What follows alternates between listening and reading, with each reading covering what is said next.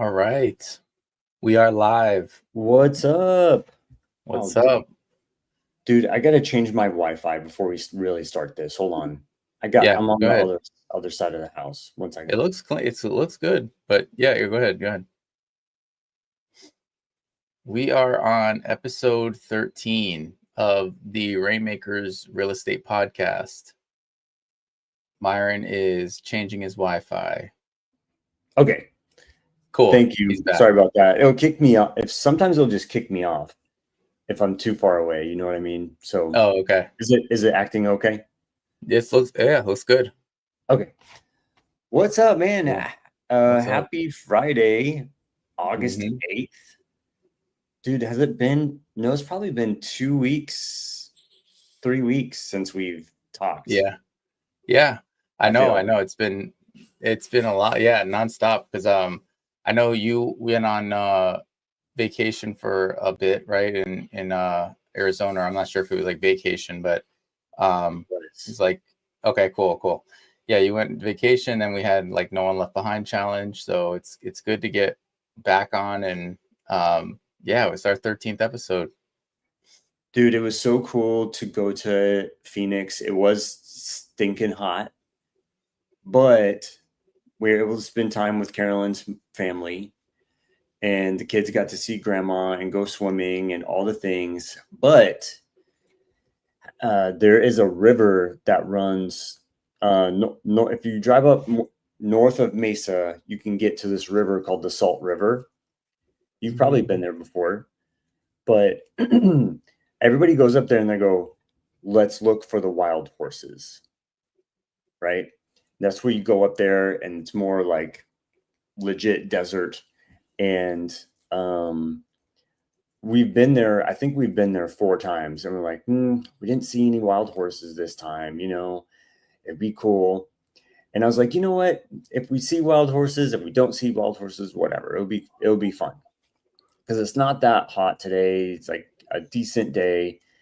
And we started walking and I was like, oh, look, I see something. It was a cow in the river. I'm like, oh, a river cow. Okay, I've never seen one of those. And then we walked a little bit further up and I saw like maybe a couple more cows. I think those are horses. And so we walked maybe 300 feet. And sure enough, it was 2 horses. And these are wild horses. Nobody owns this land, right? They're hmm wild. And so we walked up there, 2 horses, and then 4 more, and then 10 more, and then like 15 more. And then there was like 40 horses, Oh my gosh, 40 that's in awesome. just like in the river. And they get, because there's really no vegetation, right? hmm They get in the river and they eat the grass that's in the river, right? Kind of like when you go to Montana and you see mooses. You see the moose like Yeah. getting in the lake to eat the seaweed or whatever. That's what the horses were doing. And I was like, I got these 2 little girls. What happens if they just like start galloping out of nowhere, right? So we were like very cautious, but they what kind of like put me at ease was people were paddleboarding down the Salt River and the horses are just like munching on grass and they're just gliding right by them. Oh They don't wow. get spooked or anything. They're just used to the paddleboarders, I guess, kayak people and paddleboards. But Yeah. they start coming out of the river and walking right, dude, 30 feet away, 20 feet away, like super close. And they all That's just so start like cool. trotting away. I was like, whoa, man, this is a cool trip. This is a cool trip. Heck yeah. That's it right there. Like that. Yeah, That's so worth it to be able to that do was that. That's so awesome that they don't fun. move like when with the paddle boarders and everything. What a cool experience if you're just vacationing and going to there. The thing that spooked them, or not, the thing that like got their, if they started to like neigh or get excited, was because another horse was like stealing his grass, like his food. Mm, You know what I mean? Then they start fighting about grass or food, but they didn't care about us. They didn't care one bit about us, but yeah. it was really fun, man. But and then No One Left Behind was good.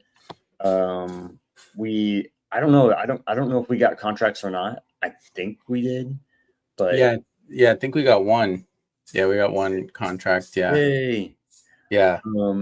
So many people. I heard it was like 150 people or something like that. Yeah, it's like doubled the latest one. It was by far the biggest one, but I know they're taking a break from it for a while, so I think that's why they just tried to fit as many people as they could in.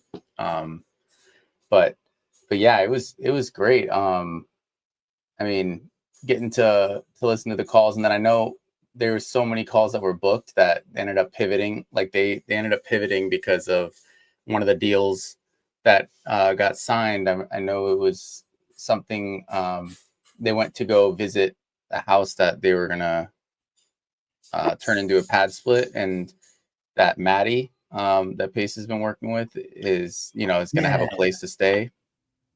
Yeah, She's yeah. gonna be part owner of the house. That is So so really cool. cool. Holy crap. Yeah. That is so cool. Yep. Yeah. So it was good. But yeah, yeah.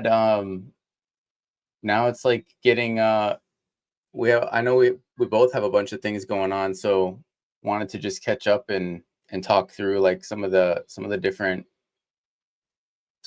things that we have going on, I guess, right now. So I don't know if you want to go through like what do you have going on? Yes. Uh, so let's see. I'm still working on, I'm always marketing to get website builds and CRM builds and things like that. I'm always talking with people. I probably have not 10 meetings a week, but somewhere around over 5, maybe 5 meetings a week, just meeting with people. Tell me what you got going on, da da da. And signed a couple of clients this week. So that's really fun. Got some good leads. Um, One guy's a photographer. He's a photographer here in Dallas, and he wants to like kind of ramp up and serve his clients more. So I'm like, dude, let's build out your CRM. Let's get all that done. So it's not only real. I mean, he doesn't do real estate. I mean, he does. Does he do real estate? He does a little bit of real estate, but he's more like taking pictures of your business, taking pictures of. He has a client that has an airfield that fixes up planes and has an airfield. So he's kind of more on that level. But Hmm. let's see. My what you told me about is hooking up ChatGPT to the Go High Level. I think I'm gonna let you explain that because I barely started it, but Hmm. I did that yesterday. So thank you for telling me about that. That was pretty cool.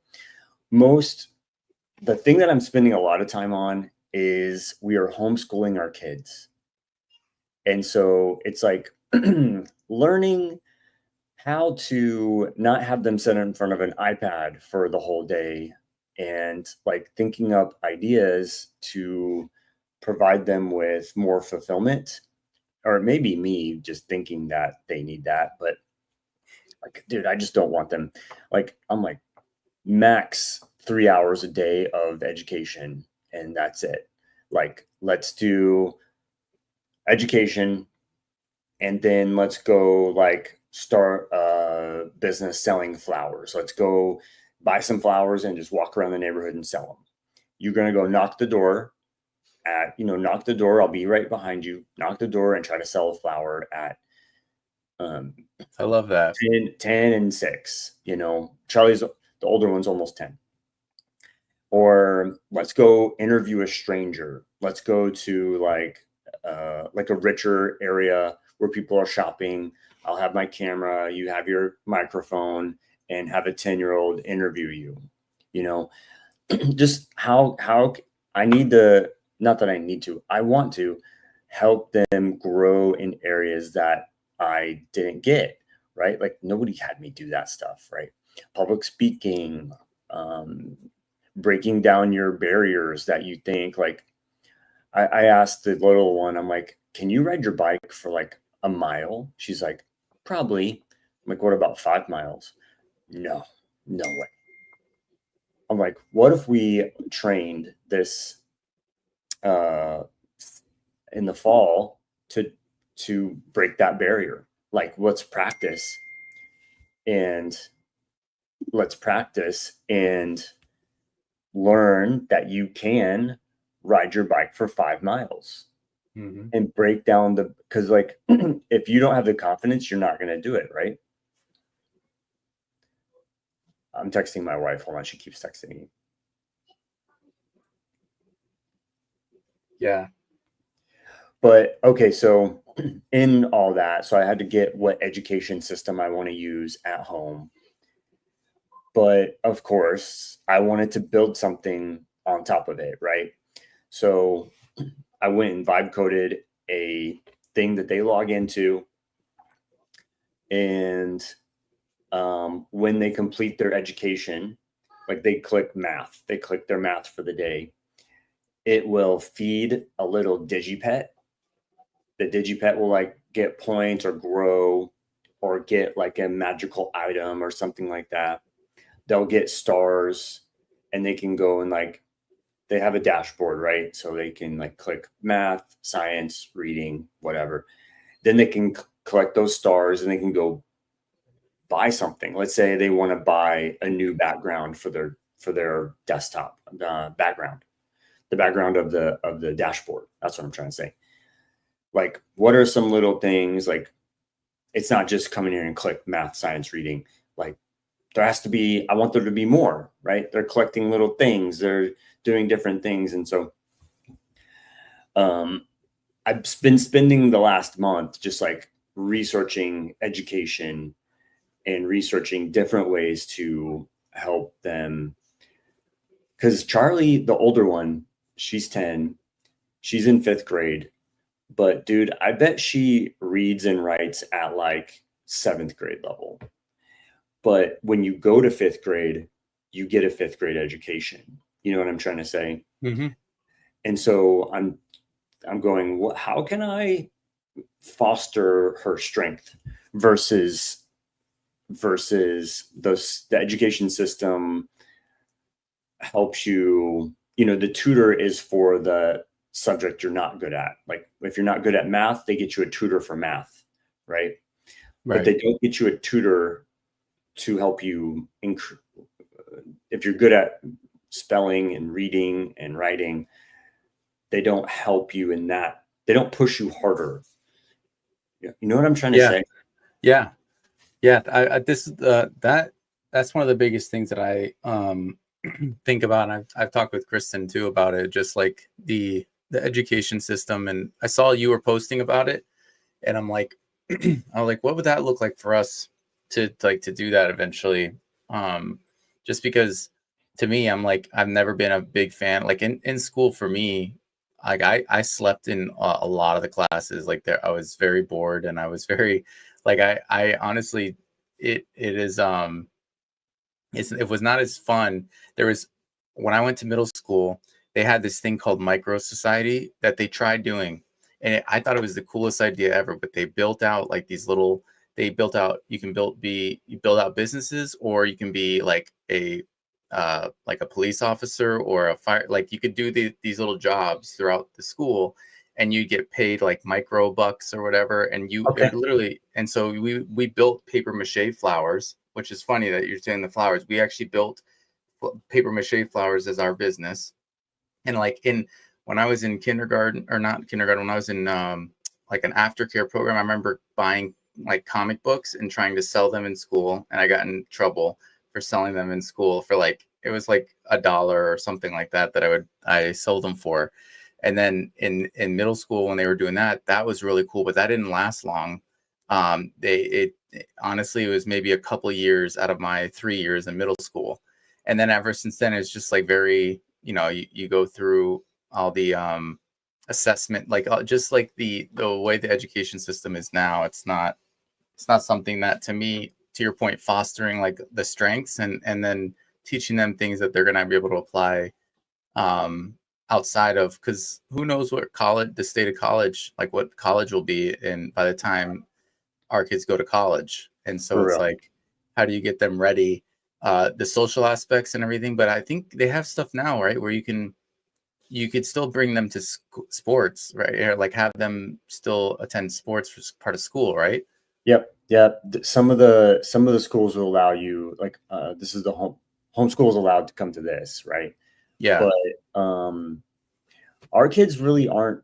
I mean, right now they're not really into sports. They're more like, hey, take me to gymnastics class, Okay. stuff like that. So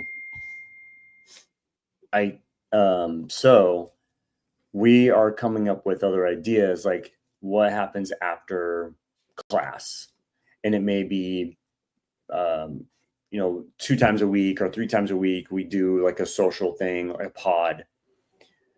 So they would do their school here, then when they would go to their pod and do their whatever activity that is, and then a couple of days a week we have our own life skill training stuff that we do, just stuff that we're coming up with. I've been spending a lot of time like, what the heck do we do, right? And it can't just be do the classes. So like TED Talks for kids, different educational things that I would want them to have, or if they have an interest in something, like, hey, let's go. If the older one wants to dance, like learn dancing. So of course we're going to put her in a dance class. We're able to just like pivot. And Wednesday we went to, it wasn't yesterday, was it? No, Wednesday we went to the Aspire event that came into town.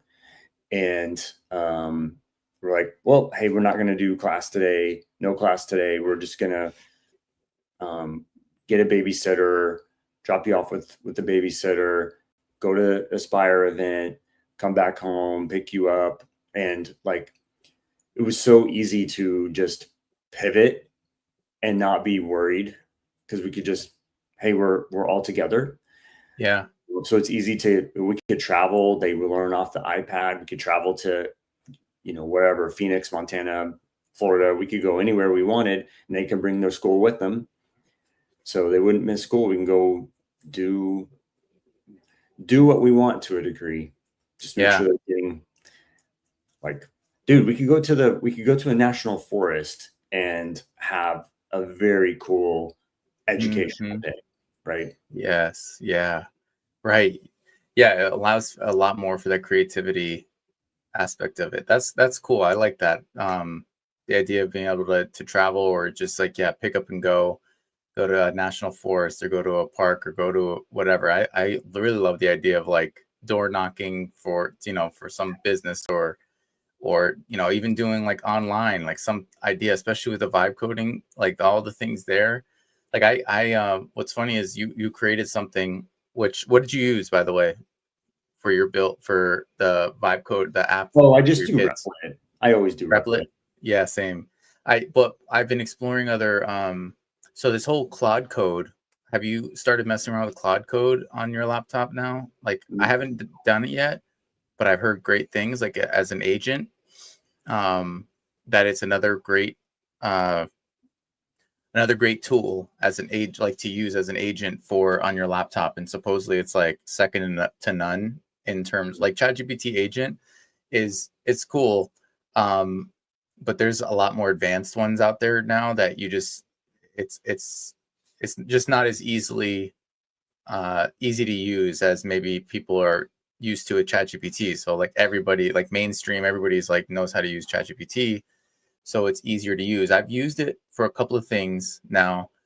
I use it to do research and pull me a list of mobile home parks in certain counties, and it did it. Like you could see it actually researching, problem solving, figuring out. Like I told it to go to the county assessors, like this property search through there, and you could see it did a ton of research and pulled relevant, like active mobile home parks that are there today, and it spit it out in a spreadsheet.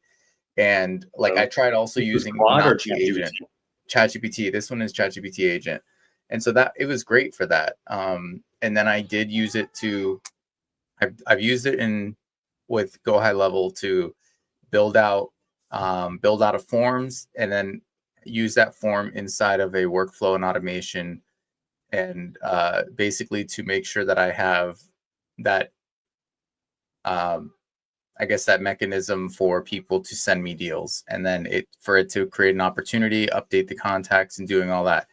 And you could see it like at first stumble across a couple of things, but then it backtracked and like fixed itself and do all that type of stuff. So I thought that was cool. I'm like, it's knowing that this is it just started, like ChatGPT agent just came out and it's going to get better and better. But then I'm learning about some of these other like Claude code and all these others. I'm like, okay, I need to start to get into some of these ones that they're not as easy for someone that maybe isn't as technically savvy to like go in and set up. But once you set it up, you can watch YouTube. Anybody can watch YouTube and set it up. It's just not as the UI is not as easy as like ChatGPT.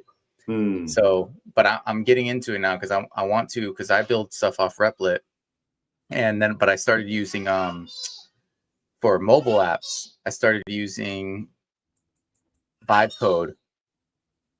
So it's a mobile app on your phone, Vibe Code, and it actually builds things for like iOS and everything. And I actually just applied through Apple to be able to deploy mobile apps. Have you applied yet as a developer? Like a developer account.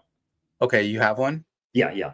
Oh, awesome. Okay, cool. So that I built out this thing. I wanted to create something for Jackson that was a so Pokemon Go, they had like the augmented reality, the AR, like, so I wanted to create something like that, but he's really into like spies and like Spy Kids and that type of stuff. So I created this thing called like Spy Quest Kids, and it's cool. It basically is and he's learning letters and how to like read and everything right now. So it is throughout the house. So you map your house first, and it knows now the boundaries from which now it can set up and put the different letters or words throughout the house anywhere, and you use the mobile app to walk around, and it's like a little spy, like the screen. It's like an AR. It's augmented reality, and so you're walking around, and this thing built it out, and it's so like. Whoa. It's so freaking awesome. And it used it through Vibe Code. But what you're supposed to do that I haven't done yet is like once you get the basics in Vibe Code, bring it into Cursor and then do your build through Cursor, because it's a lot more reliable and it's a lot better of like debugging and things like that we constantly run into with like all these Vibe Code. So it's really cool. I actually was just like bringing it up here, but I think like being able to build these things for mobile too is going to be so huge, because I've used Replit, but it was like telling me to bring it onto the mobile screen, like save, like go to your browser and then save it to your mobile homepage as a page to go to visit, not necessarily an app. Yeah. So like this is you can see mission radar. Yeah. It's so cool because then you have to map it and everything, and then like once the screen is on, so now you could see like a little green line comes down. It's like very much a spy thing, and so like what I wanted to do is just really make sure that I'm building out this thing so that Jackson could like learn to read and write, and it'll be fun, That is cool. So it's funny that you built something too for your kids. It's like exactly what I wanted to try and do. I'm like, man, imagine like they don't have anything like that, like at least that I've seen with like augmented reality, that makes it feel like they're in their space and they can interact with their space and learn at the same time. Yeah, that is really cool. That is really cool. Yeah. I like the idea of an iOS app, because you're able to, I don't know how to explain it. Like different browsers won't give you problems. Like, oh, I use Chrome, I use Safari, I use Firefox, I use blah, blah, blah, blah. And you're not having to battle all that. It's just like in the app, right? So you're only having to deal with the iOS app part. That's Yeah. cool. I like that idea. Yeah.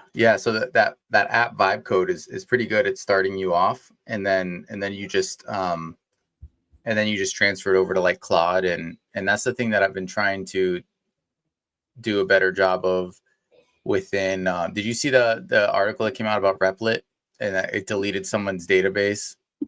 What? Yeah. So one of the AI agent like deleted everything and then admitted to it, and then somebody like tweeted about it, and the founder like it was, there's a whole thread on it, but basically my thing from that, I was like, okay, I need to be able to make sure that I'm as quickly as possible. Like I should push the code to GitHub, right, and use that as the repo of everything that we're pushing through. All the changes we're pushing through should be like on GitHub, and then the database itself, like maybe use a third party or something else to store the data, Mm-hmm. and not just rely on Replit, because Replit builds up everything beautiful, great, and then you could actually transfer that to Cursor too if you really, because Cursor lives on your desktop, and you can still have the power of like Claude and everything, to build out the code, but then you just store it on GitHub, so you have control over rolling back changes, and it's not relying on one. So I've been researching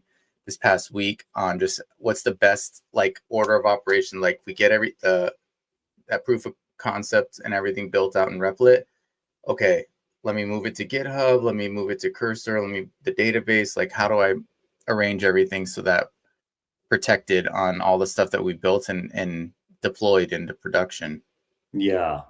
Yeah.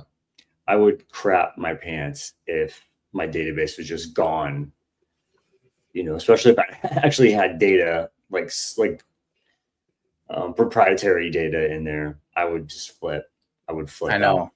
I know. So it makes me think, I'm just like, okay, I need to have all those mechanisms in place to where, yeah, something like can't, there's no I gotta find the tweet and everything, and I'll send it. I forgot, but I saw it on Instagram, and then I went and actually saw it on X. So but yeah, it can happen. Yikes. This is like Yeah. your backups. You just gotta have your backup. Yeah.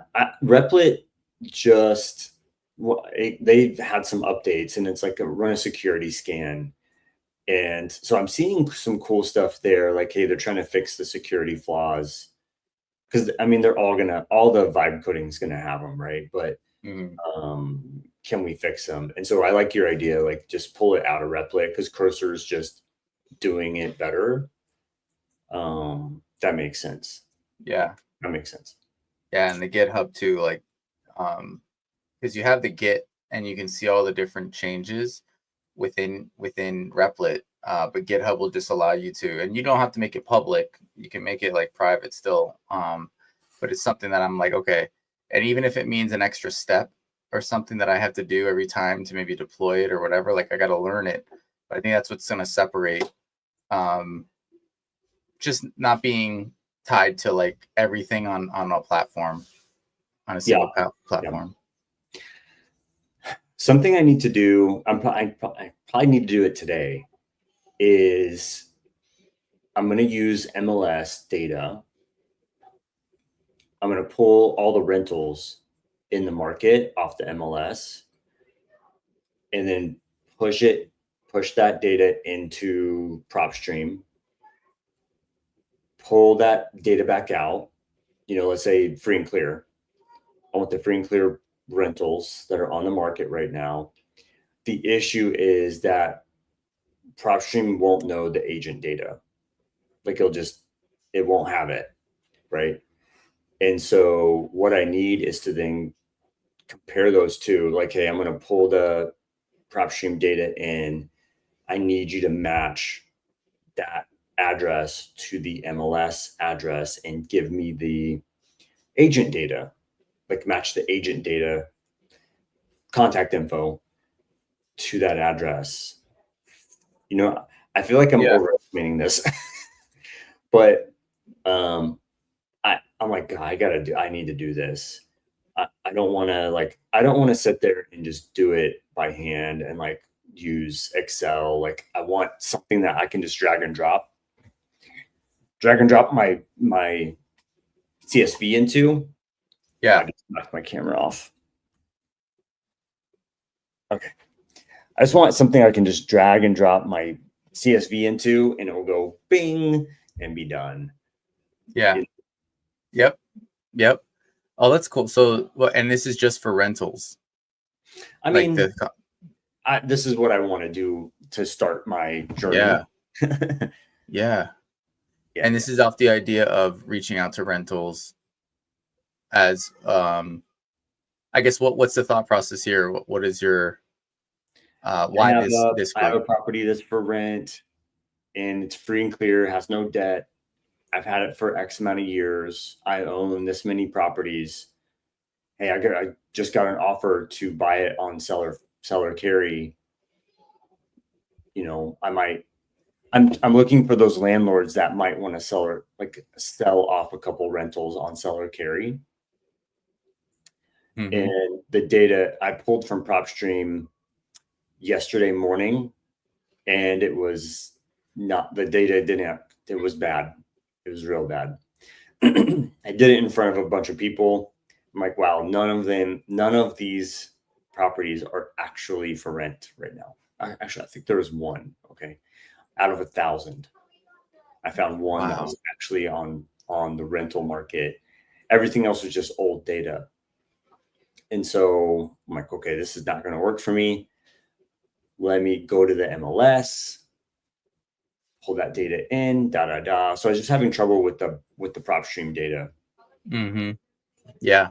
Yeah. I honestly, it's been a while since I've worked in PropStream. I switched over to like Deal Sauce, and but not for that specific use case. I know the one thing of like being able to input data and being able to pull that is a benefit to like PropStream of like input data and then pull out the agent contact info and all that. But okay, no, that makes sense. You've been uh saying this is a strategy for a while too. Like how I remember you always asking people how many of you have pulled rentals just to see like as a potential data set of potential leads.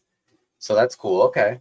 Awesome. So you want to build basically an application that will kind of do that drag and drop, or that's your ideal. Yeah. So Yeah. I pull my MLS data, I put it here. I put that data, like I add it into my database. And then I put that data into PropStream, and I go, okay, just give me PropStream, give me all of them that are free and clear properties. I pull those down. I go, hey, I need you to match these addresses to these agents that are in this MLS database or MLS CSV, and then give me the combined data so that I can go market, right? Yep. Yep. And I just want to start there because then I can start doing other things after that. After I build that part out, I can go, okay, let's do it again because MLS has commercial, has like you can get multifamily, you can get commercial, you can get, if it's on market, it's on there, right? Mm-hmm. So that I just want to do the rentals first because that's like my biggest use case, and then I'll build more. I can do more off of that. Yeah. That's cool. That's cool. Okay. Yeah, I think so. One of the things that I have been working on is so I'm trying to build out and use AI to build out for SEO and making sure that like a website from a website standpoint is really I guess from a local SEO standpoint and like making sure that it pops up when people are looking, because like the site that I built for the lease options and wraps, right? Like I Okay. get Nesty. I want it to be something where, because we're going to expand it to a few other states too, but like something where it's very local. Like if you're somebody in Arizona, and even like Maricopa or whatever, and you are struggling to to get a mortgage, or if you've been rejected, can't qualify for a traditional loan, like whoever, somebody's going to search on Google, like what are those high intent search like keywords, and then start to incorporate that into the website.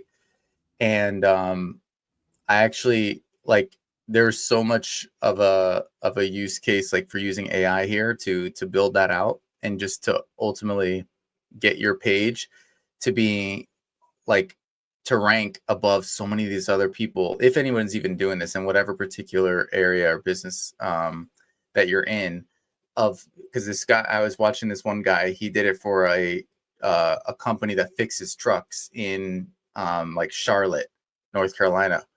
And so and he basically built out, he took this website and got it to rank like #1 on the Google search. What? And yeah, and he went, and it was in the matter of like a week, because he built out, he just did search, high intent search keywords for these people that, like, as they're driving, they might break down or something like that. Like they need to be able to search for companies to help them fix their trucks and stuff. It's niche, very niche, but he literally built out all the keyword, all the high intent keywords, people that are searching, and he incorporated them into each page as needed. And then there was a bunch of things AI suggested for performance, for, everything that Google looks at, and was like, yes, like you are the optimal page that we want, and pops up to the top. And it was like pretty amazing. I'm like, oh my God, how all of us could be applying these, like, no problem, using AI just to do this research. But some of it is, do you know what to ask, right? Like, and I think that's a lot of it still with AI in your vertical, or in whatever it is that you're focused on. You've put in the time and the expertise in it. AI is not going to take away the fact that it still needs the ability, you still need somebody to ask it or prompt it on what it needs to do. And so you still need to be able to understand what to ask it for. Yeah. So, like you're building out that site, you have to, the only marketing is you have to send it to people, right? If you don't do the SEO, you don't rank. Nobody knows you exist. It could be wrong SEO. Yeah. If you build a website, it doesn't, if you vibe code a website, it doesn't know what you want for the SEO, like automatically. You have to go, okay, now let's work on the SEO part. Yes. Right? Yeah. I was using SEM Rush, or however you say that. Oh yeah. Yeah. Yeah. I had a subscription to them. I would, rank my website, go back to vibe coding and say, blah, blah, blah, do this, do that. I see these errors, robots don't exist, like all those things. And it will eventually get it. It takes, you have to sit there, and just like any vibe coding, you have to go like, okay, now do this, now do that. It doesn't just like have that should be the thing. Like, hey, I have this niche. What are the, give me like the top, what's the, what's the SOP on it? What's the SOP that I need to have for this niche? Went to like 20 things, right? Yeah. That's cool. I like that. Yeah. Yeah. And they were saying this, which everybody knows, but like the page speed, the insights from like Google Google page speed. So you can like go and run it in there, and then this is like just practical application of AI, but like run it in there, put your URL, and see the recommendations that it provides of like, are you ranked like 99 in all these different categories, both on mobile and as your web browser? And if not, just take exactly what it's recommending, copy and paste it into wherever, your Replit or Cursor or whatever you're using to build out your website or application, and let it implement it. Like you're just copying and pasting things from a different site. So it's like all those things that this seems very simple, but it might get overlooked, right? Because it's not like a lot of people want to use AI for a bunch of different things, as they should, but it's like I don't know, a very simple thing it still matters. SEO and everything still matters. And then they were debating too, like, is SEO going to matter when they create these web browsers that are AI based, right? That are like, yeah, but I think it still will. There still has to be a ranking amongst sources and among things that it still has to be an SEO component of it. Like no matter what AI, like how does AI know to bring up, you know, X company versus Y company in whenever somebody's searching? It still has to be a component of SEO. Maybe it's not, maybe it's based on different things, but it's still going to be something that everybody has to understand in order to be in their market. Like I want to create a local page now for people to send deals, like cash deals, or send like I want to create something very hyper local to like even Boca Raton, like my very specific area, and just say like, hey, you know, if you need to sell your house now, like and just build it just for local and see how it does. You Wow. know, like I'm going to use these practices and just see, because Kristen and I want to do fix and flips here. You know, Kristen just closed on her first house yesterday. Yay. Yeah, first one as an agent. And so she is now. We want to buy and fix and flip, and she'll list it. And Yes. so I want to get those deals in there. And I there's wholesalers and things like that. I'm still looking at deals from there, but a lot of those are marked up to where it kind of falls out of the range. Uh, so I want to start to try and create a funnel to get direct to seller leads Dude, that's in the awesome. local market. Yeah, it should be That's cool. awesome. There are a couple AI type agencies doing that. And I think they are real estate. They're like framed in real estate, I think. I couldn't tell you who they are. You know, there's probably 10 of them, but Hmm. learning to do it yourself is cool, just so you can know what that needs to look like and ranking websites. Yeah. It's important. Yes. But yeah, that's Yeah. cool. Yeah. So, but yeah, man. Yeah. Do you have anything else going on? Anything else you want to talk through? I mean, it was good to catch up and talk through. I mean, we got a lot of stuff going on, and a lot of it's uh around like you. It's cool because I mean it's kind of combining AI and real estate, or the services that we're providing as well, like digital services, and using AI to kind of enhance that. And there's just such an like amazing opportunity right now to be able to use AI to improve businesses. But yeah, it seems like we're both kind of working through that in some way or another on how to utilize it to the best that we can. Yep. Yep. Just I think, I don't know, everybody's kind of learning what's possible, and like you said, it's a lot of prompt like engineering the prompt in the right way is really what it takes. Yeah. And I had to get good at that. I'm like, I don't even know what to say. Hey, ChatGPT, how do I prompt Replit to do this, right? Or how do I prompt Claude to do that? And I don't know. I always fall back on ChatGPT. Like I start a project in ChatGPT, so it has that memory, and then I'll go, hey, I'm building out this thing. I have this client that wants to do this, and just like creating my project in ChatGPT, and I'll go, hey, I'm going over to Replit. Tell me what to say so I can do this, Mm-hmm. and then I'll screenshot what Replit builds and go, what do you think?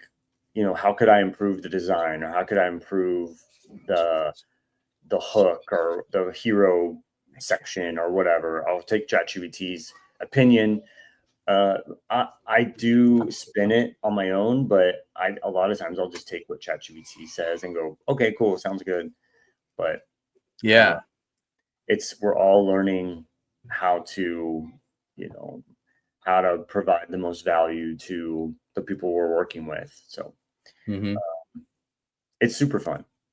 To me, it's Yeah. really Oh, it's a lot of fun. Yeah, I know. I'm just looking for those opportunities to just be able to build out and find ways to bring value but monetize it as well. So yeah, man, cool. Well, I mean, that was really the topics that we had. We just wanted to kind of catch up and talk through some of the things that we got working on. Are you still how does your next Friday look? Everything good for we'll meet again next Friday? Yes. The 15th is, yes, totally good. Okay, cool. We'll have a topic. We'll walk through some things. I feel like maybe we can even we could do something fun too. Maybe even spin up some type of fun like app in while we're here, like sitting here, like within 30 minutes or 45 minutes, like build out something from A to B, or like A to Z, I should say, and actually even get it. Especially you have your Apple developer software, just like create an iOS app or something that we can from start to finish, like get published to Apple or something. Yeah. That would be fun. That would be really cool. Cool. Dude, let's do it. That sounds All really right, fun. awesome. Cool. Sounds good. All right, cool. Well, thank you. Thanks everybody. There were not many comments, but we went a few different a lot of all over the place talking about different things, but yeah, man, thanks for joining, and yeah, we'll see you next week. Cool. Okay. See you next All right. week, dude. That sounds really fun. Okay. Bye-bye. Bye, everyone. Bye. See ya.